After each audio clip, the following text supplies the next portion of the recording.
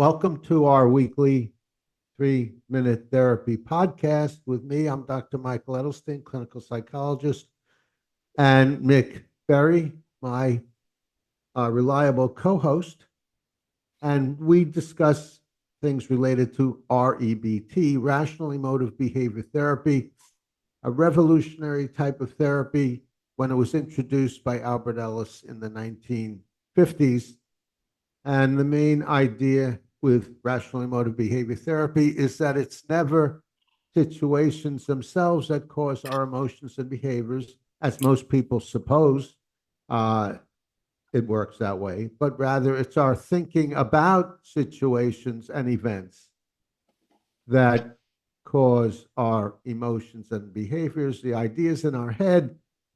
And that's good news. That's a very powerful idea, because if you don't like your emotions or behaviors, then there's a good chance you can change your thinking that causes it. And the main types of thinking that causes emotional disturbance are thinking in terms of demands: must, should, supposed to's, have to's, demands we put on ourselves. I must do well and get approval, or else I'm no good. Others must treat me well, or else they're no good. And my life must be fair, easy, and hassle-free. Otherwise, it's horrible, awful, and terrible. So you can be your own therapist by identifying the emotions and behaviors you don't like, look for the thinking that's causing it, and then question, challenge, and contradict your thinking. Mick, did you want to say anything else about that introduction? That sums it up. Okay, and today, uh, particularly at Mick's request, we're going to be discussing Jordan Peterson.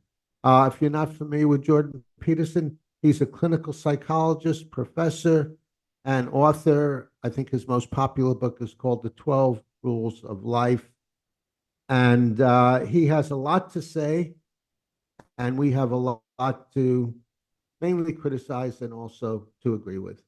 Mick, did you want to start, since you're a passionate Yeah, well, follower I'm of Jordan mainly, Peterson? yeah, I wouldn't say I'm a passionate follower. Is that what you said? Yeah, you follow his stuff because, No, and I'm, that's why you're so good at criticizing him. yeah, I wouldn't say I'm a follower. I'd say I'm a passionate opponent of Jordan Peterson. Okay. Yeah. And what exactly do you oppose? Well, first off, you said he's a clinical psychologist. He's not really doing anything in the field of psychology. He has studied psychology, but he constantly quotes Jung, who I think is out to lunch.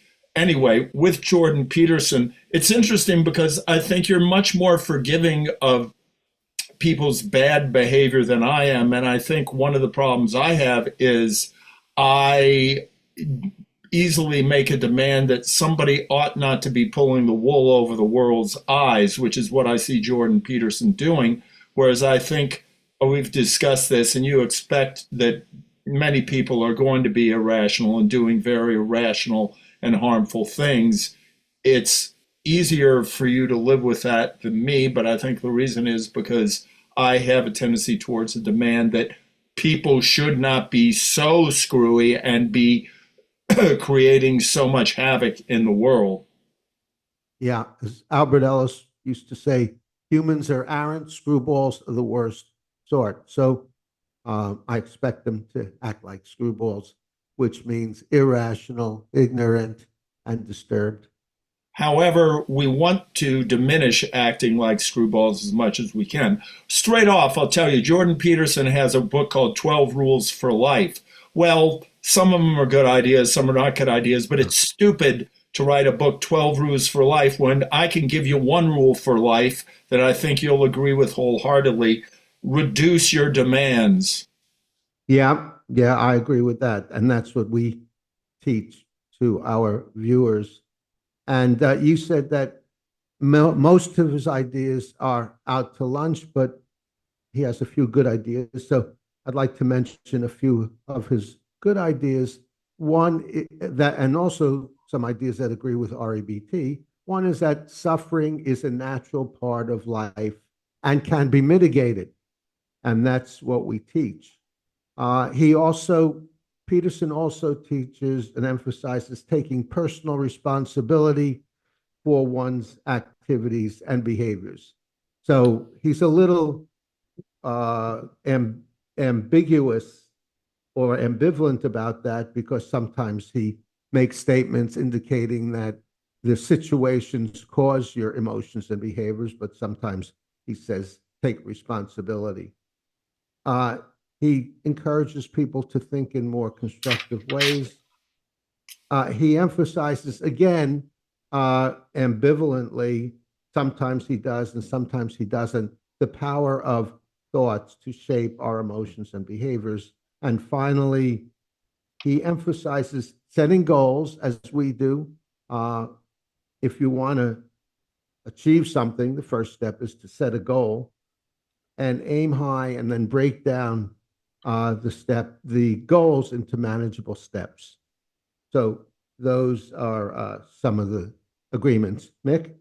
Yeah, well, the problem I've got with this guy is that he will state a problem, but he doesn't offer solutions. It doesn't take much to say suffering is a part of life and it can be reduced. Big deal. You can take the average homeless person on the street corner and they could probably tell you the same thing. He does not give people a reliable approach to reducing suffering, which is to eliminate, or as much as you can, reduce your demands and hopefully eliminate them through hard work.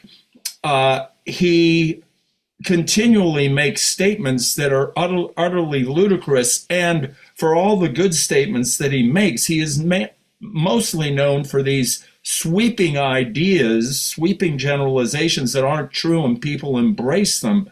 The man propagates stupidity and irrationality much more than I see him offering people things that are useful. Now, that being said, I do know that many people say, he saved my life, he saved my life.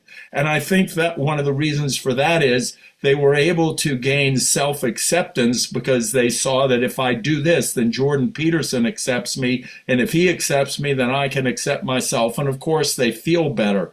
But REBT would say you can accept yourself based on nothing other than you doing it. You don't have to have you, me, Albert Ellis, Jordan Peterson, or God, him, or herself accept you. You are acceptable, and it requires nothing but you. You're acceptable whether or not you accept yourself. And to accept yourself requires nothing but accepting yourself. Yeah, yeah. Um, A couple of other things he's problems with Jordan Peterson is that his writing is and speaking is sort of scattered and unsystematic. He seems to be all over the place when he talks, as opposed to Ellis, who's very structured and clear when he speaks and writes. Mick? Yeah, and to give you an example of that, here's a statement of his, direct quote: if we can't transcend the language of the merely rational, so right away he's going against rational here. If we can't transcend the language of the merely rational, rational is I don't see anything better than doing. It's one of the best aspirations you can have. And in terms of thinking, I think it's the best aspiration. So here's the quote: if we can't transcend the language of the merely rational and move into an intense conversation about good and evil in some sense as metaphysical realities, we can't enter a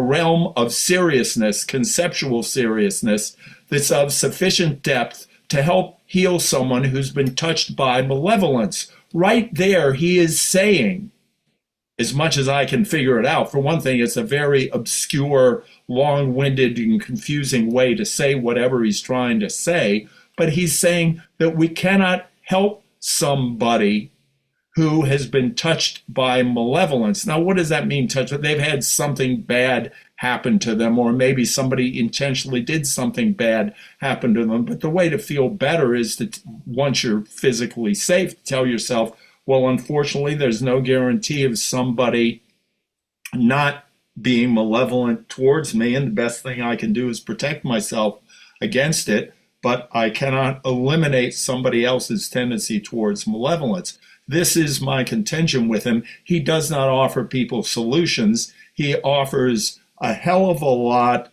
of highfalutin language that doesn't tell you what in the hell to do. Actually, unfortunately, he does uh, tell you what to do at times, and it really is nothing to do with the problem. He Okay. says, stand up straight, clean your room, things like that. So, Okay. Well, let me which amend has it. nothing to do with having a better life. Thank Well, you for correcting me. He doesn't offer anything to do that will help you in regards to solving the particular problem. I can give you another quote by him.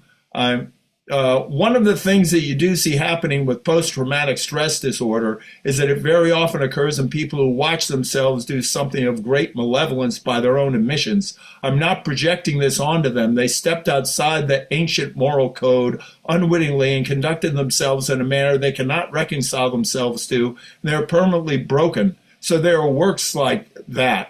Crime and Punishment, first and foremost, I would say, that do a lovely job of elucidating in narrative form how these self-evident moral presuppositions are necessarily nested inside the broader narrative metaphorical substrate, and that you use your rationality divorced from that metaphorical substrate at your peril. And I believe that's the case. I think that's an accurate psychological summation.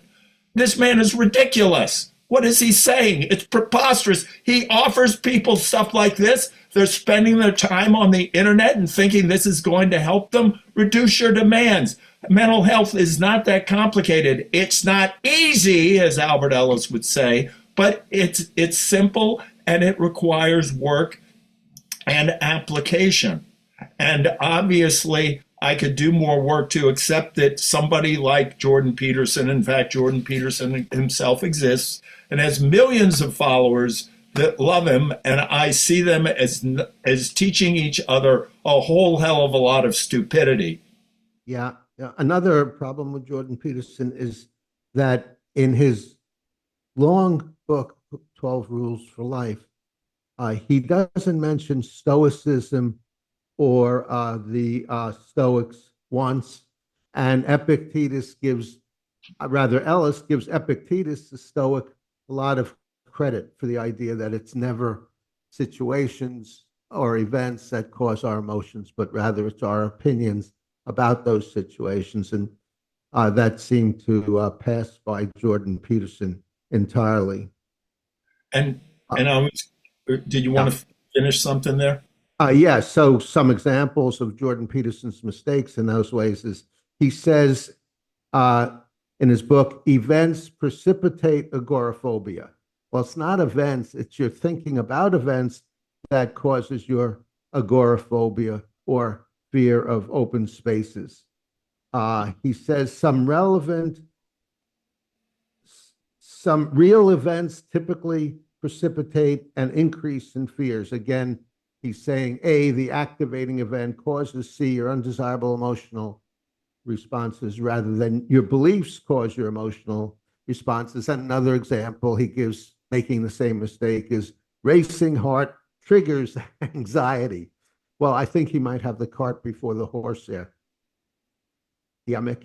Yeah, and that's my main contention with him. He does not give people the liberation that it isn't the events that cause us to be emotionally disturbed, it's the way we think about them that causes ourselves to be emotionally disturbed. So he misses the point.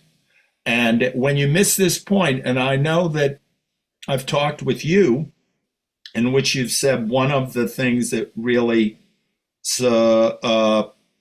that you find very just very important about how people mislead themselves is in thinking that events cause them to feel a certain way.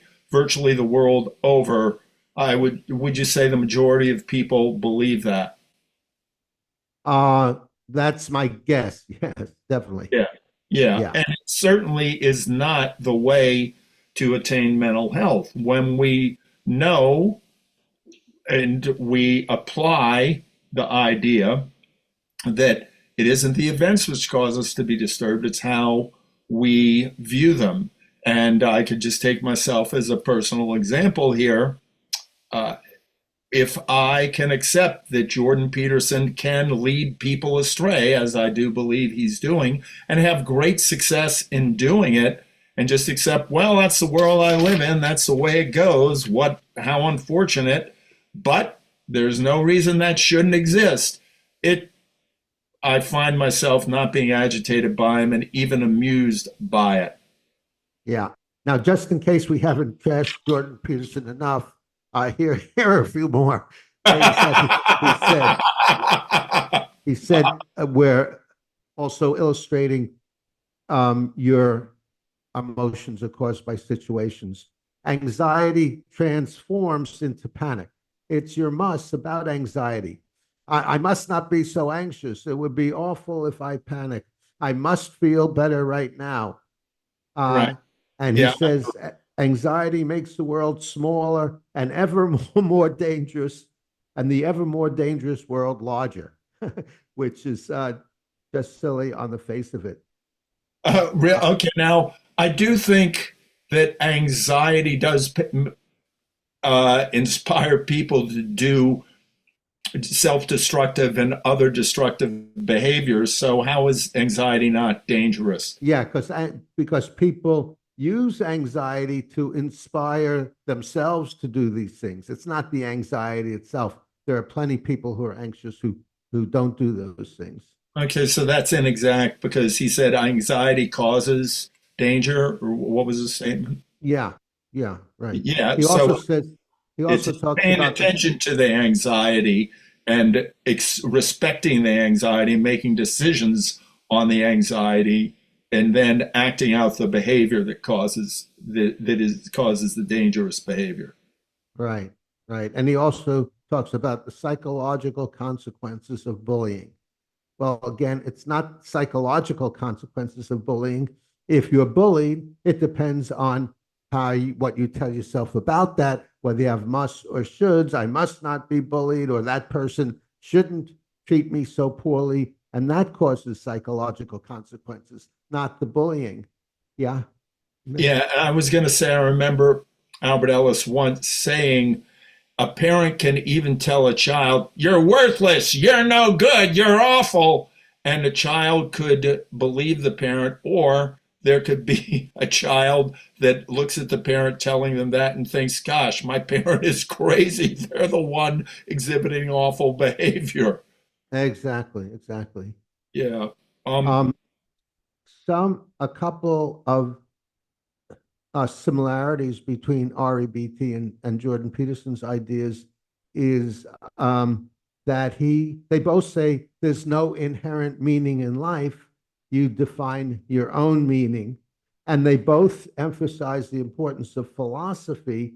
Unfortunately, Jordan Peterson's philosophy is not very useful or helpful, as we've been illustrating.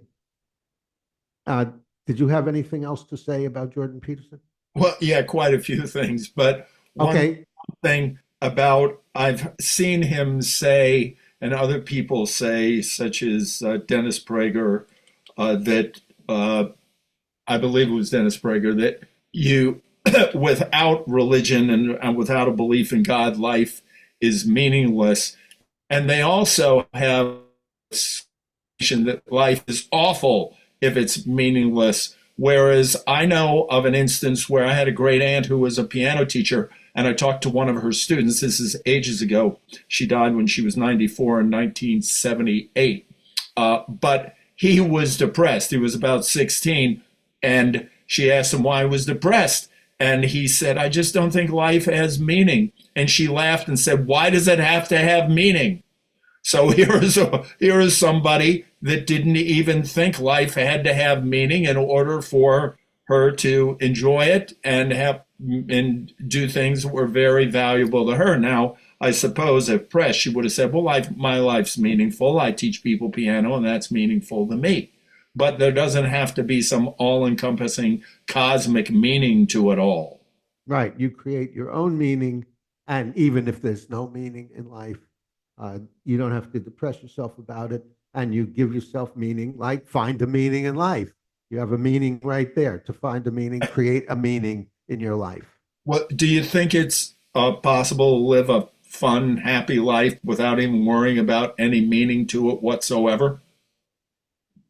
Well, that's a good question. Well, you don't have to worry about it, but I think if there's no meaning in your life, in other words, you have no goals, no intentions, no passions, I think it would be hard to live an enjoyable life. Okay, yeah, well, that's equating meaning with goals. Okay. I was going to say one of the big problems I've got with Jordan Peterson and many people of his ilk is I see them making money at the expense of truth. And I think they may even know this at times, but continue to do what they do for the sake of making money. As Upton Sinclair said, paraphrasing, it's very hard to convince somebody of an opposing viewpoint when their paycheck is involved. Mhm.